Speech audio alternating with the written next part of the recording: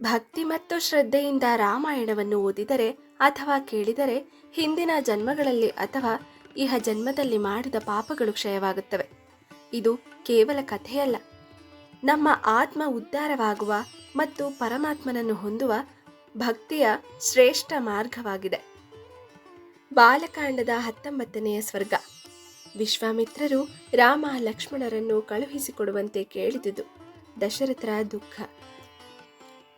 ಅದ್ಭುತವಾಗಿಯೂ ವಿಸ್ತಾರವಾಗಿಯೂ ಇದ್ದ ರಾಜಾದಿರಾಜರಾದ ದಶರಥರ ಮಾತುಗಳನ್ನು ಕೇಳಿ ರೋಮಾಂಚನ ಹೊಂದಿದ ಮಹಾ ತೇಜಸ್ವಿಗಳಾದ ವಿಶ್ವಾಮಿತ್ರರು ಹೇಳಿದರು, ಮಹಾರಾಜ, ನಿನ್ನೀ ಮಾತುಗಳು ಭೂಮಿಯಲ್ಲಿ ಮಹಾವಂಶದಲ್ಲಿ ಜನಿಸಿರುವ ಮತ್ತು ವಸಿಷ್ಠರ ನಿರ್ದೇಶನದಂತೆ ಕಾರ್ಯ ಮಾಡುತ್ತಿರುವ ನಿನಗೆ ಅನುರೂಪವಾಗಿಯೇ ಇವೆ. ರಾಜಶ್ರೇಷ್ಠನೇ, ನನ್ನ ಮನಸ್ಸಿನಲ್ಲಿರುವ ಮತ್ತು ಈಗ ನಾನು ಹೇಳಲಿರುವ ಕಾರ್ಯವನ್ನು ನಿಶ್ಚಯವಾಗಿ ಮಾಡುತ್ತೇನೆಂದು ಸತ್ಯ ಪ್ರತಿಜ್ಞೆಯನ್ನು ಮಾಡುವವನಾಗು.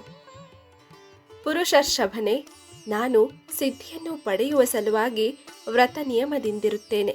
ಈ ನನ್ನ ವ್ರತಾನುಷ್ಠಾನಕ್ಕೆ ಕಾಮರೂಪಿಗಳಾದ 2 ರಾಕ್ಷಸರು ವಿಘ್ನವನ್ನುಂಟು ಮಾಡುತ್ತಿರುತ್ತಾರೆ.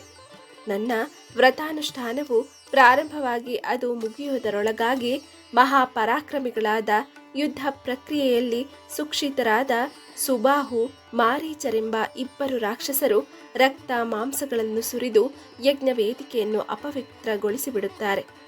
ಆದ್ದರಿಂದ ನನ್ನ ನಿಯಮ ನಿಶ್ಚಯಗಳೆಲ್ಲವೂ ರಾಕ್ಷಸರಿಂದ ವಿನಷ್ಟವಾಗಿ ನನ್ನ ಪ್ರಯತ್ನಗಳೆಲ್ಲವೂ ಶ್ರಮದಲ್ಲಿಯೇ ಪರ್ಯವಸಾನವನ್ನು ಹೊಂದಲು ನಿರುತ್ಸಾಹನಾದ ನಾನು ನನ್ನ ಆಶ್ರಮ ಪ್ರದೇಶದಿಂದ ಇಲ್ಲಿಗೆ ಬಂದಿರುವೆನು. ಮಹಾರಾಜ, ಆ ರಾಕ್ಷಸರನ್ನು ಶಪಿಸಕೂಡದೇಕೆ ಎಂದು ನೀನು ಕೇಳಬಹುದು.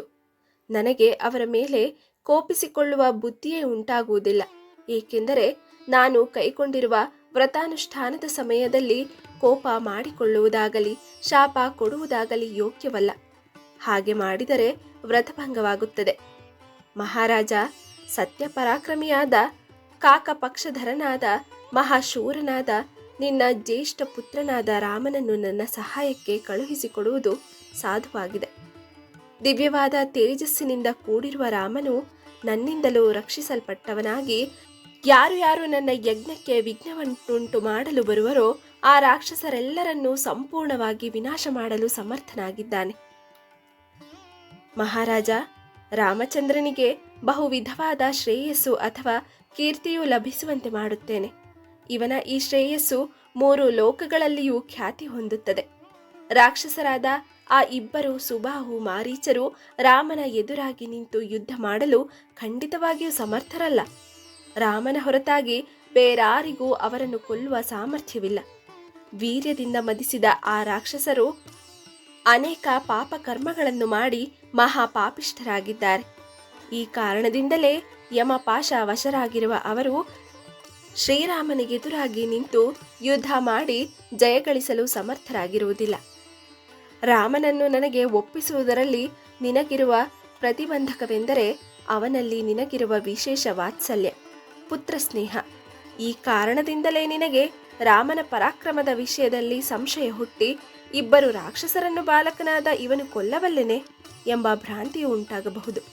ಆದರೆ ಇವನನ್ನು ಕಳುಹಿಸುವುದರಲ್ಲಿ ನಿನ್ನ ಆ ಪುತ್ರ ಸ್ನೇಹವು ಅಡ್ಡಿಪಡಿಸದಿರಲಿ.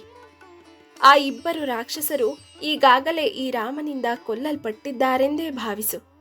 ದಶರಥ, ಈ ಮಾತುಗಳನ್ನು ನಾನು ನಿನ್ನ ಮುಂದೆ ಸ್ಪಷ್ಟವಾಗಿ ಹೇಳುತ್ತಿದ್ದೇನೆ. ಸತ್ಯವಾದ ಪರಾಕ್ರಮವುಳ್ಳ ಮಹಾತ್ಮನಾದ ರಾಮನಾರೆಂಬುದನ್ನು ನಾನು ತಿಳಿದಿರುವೆನು. ಮಹಾ ತೇಜಸ್ವಿಗಳಾದ ವಸಿಷ್ಠರಿಗೂ ಅವನ್ಯಾರೆಂಬ ವಿಷಯವೂ ತಿಳಿದಿರುವುದು.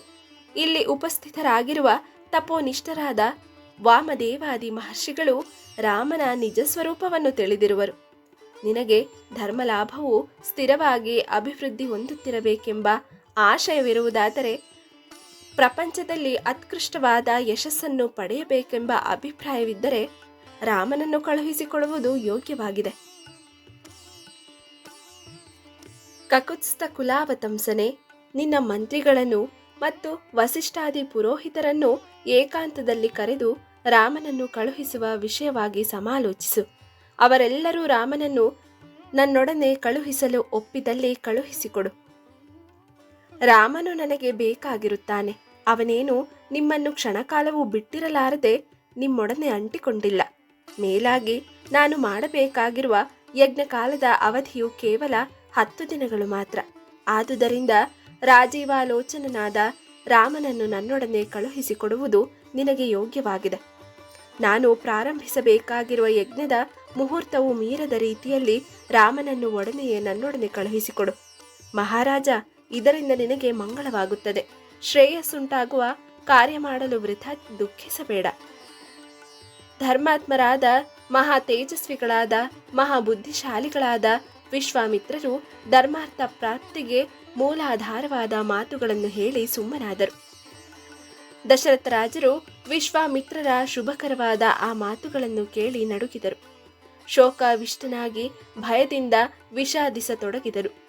ದಶರಥರು ಮಹಾತ್ಮನೆಂದು ಮಹಾಧೀರನೆಂದು ಪ್ರಸಿದ್ಧಿ ಪಡೆದಿದ್ದರು. ಆದರೂ ಹೃದಯ ಮನಸ್ಸುಗಳನ್ನು ಸೀಳುವ ಮಹರ್ಷಿಯ ಮಾತುಗಳನ್ನು ನೆನೆದು ತಡೆಯಲಾರದ ದುಃಖದಿಂದ ಸಿಂಹಾಸನದಿಂದ ಕೆಳಗುರುಳಿದರು. ಇಲ್ಲಿಗೆ 19ನೆಯ ಸ್ವರ್ಗವು ಮುಗಿಯಿತು. ಮುಂದೆ ಬಾಲಕಾಂಡದ 20ನೆಯ ಸ್ವರ್ಗ. ರಾಮನನ್ನು ಕಳುಹಿಸಿಕೊಡಲು ದಶರಥರ ಅಸಮ್ಮತಿ, ವಿಶ್ವಾಮಿತ್ರರ ಕೋಪ.